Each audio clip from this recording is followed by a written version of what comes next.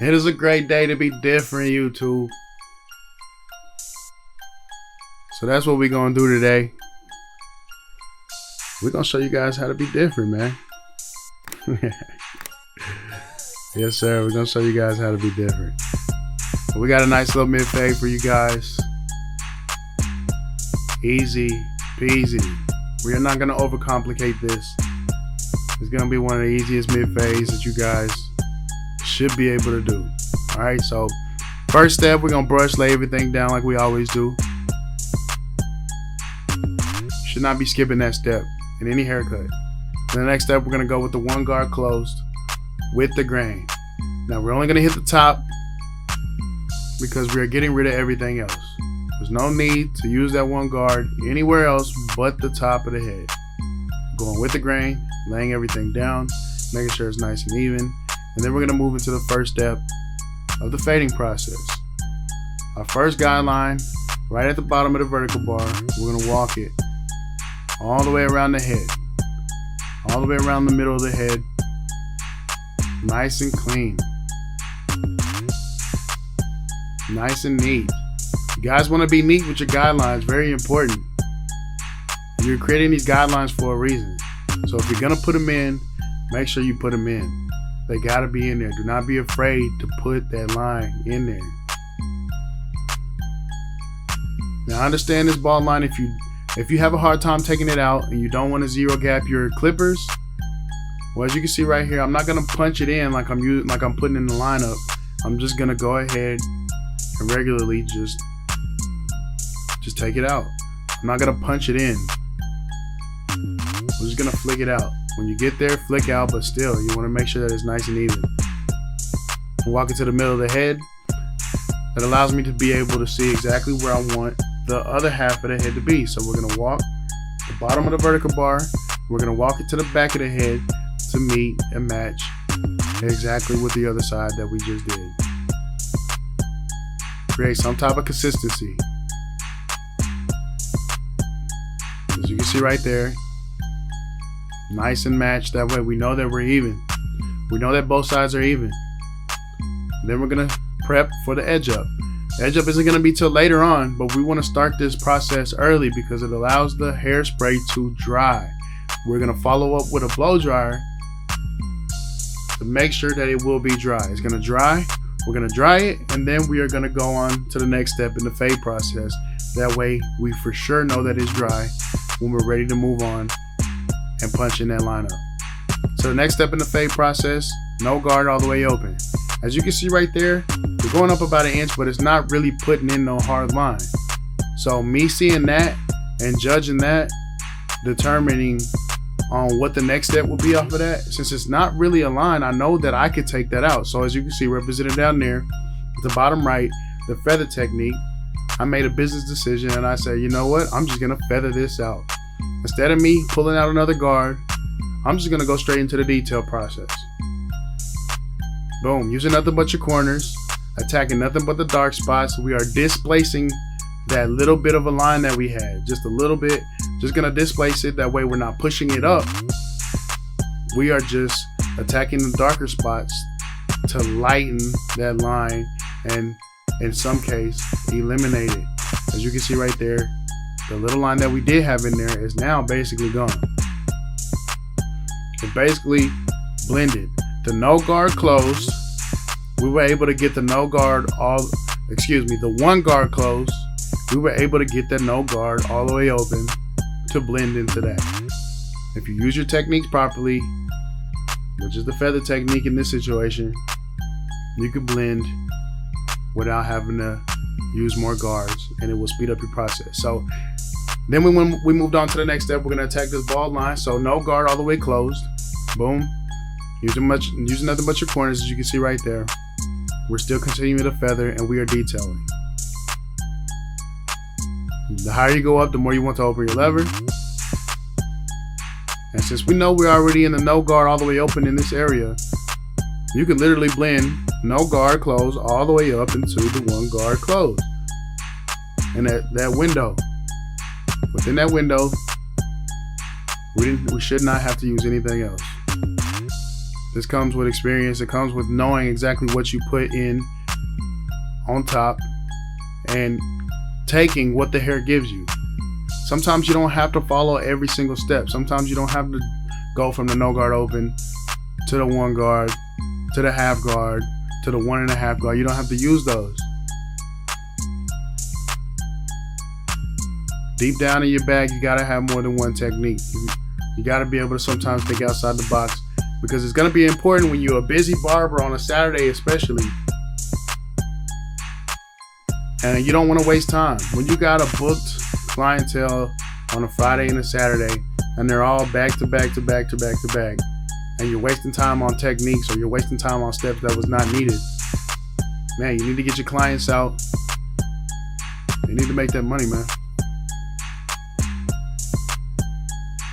We did one side. We spent about 7-8 minutes on this side with no guard, nothing but detail. As you can see, that fade is basically in there. I did not use any other guard but that 1 guard, and that was just to knock down the bulk on top.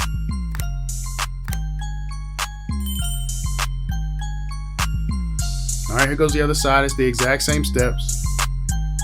I'm gonna let you guys have it. It's sped up. We will be back for the edge up, man.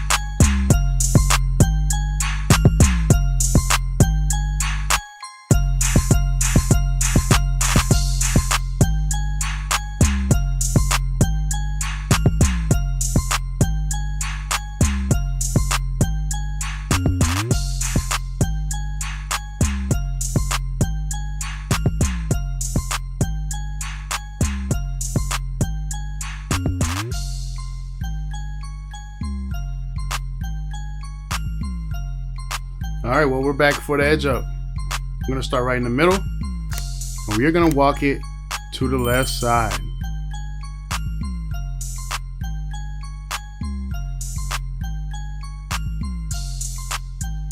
Doesn't matter which side you walk first. Me, I'm standing on the left side, so is the more convenient side most of the time. Then we're gonna match it to the right. We're gonna walk it to the right side. We're gonna attack that vertical bar. It does not have an easy edge up. We're gonna hit that vertical bar with some pencil for some contour.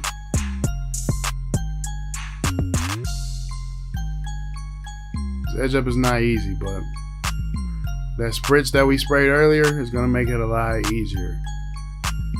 We're gonna match both sides, hit that vertical bar, throw some pencil on it for some contour. Making sure it's nice and even. We're gonna clean it up. Yes, sir. And then from there, we're gonna go into the enhancement stage. We're gonna lay down the wet enhancement first. Then we're gonna follow right behind with the dry fibers. The wet enhancement is gonna allow me to create a nice little stencil of where we want the enhancements. And it's also gonna make it wet, make it sticky for the dry fibers to stick to. I like to do that because it prevents me from having to continue to spray and cake on hairspray. So we're gonna lay down the wet first, follow up right behind with the dry, as you can see.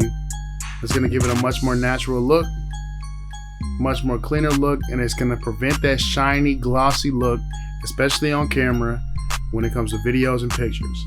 Then we're gonna throw the hot sauce on there. We're gonna push that pencil over, give it that razor blade look, and we're gonna clean up any excessive overspray of the wet fibers and the dry fibers. Anything that we can't get rid of or anything that we don't like, if the pencil didn't push over like it was supposed to, we're just gonna clean it up with a Q-tip. Exact same thing on the other side. Hit them with the hot sauce, push that pencil over, give it that razor blade look, and we're going to mop up with a Q-tip. And there you guys go. Give him the mirror. We're gonna get the nod of approval. And man, you guys remember what he came in looking like. Yes, sir. You guys remember. What did he come to do, man? He came to be different. Yes, sir. That's clean. That's clean. Alright, well, appreciate you guys for staying tuned. Like, share, subscribe, comment. Whatever you guys got to do to keep me on your timeline, man. It's Crispy King, man. Salute. We out of here. Peace.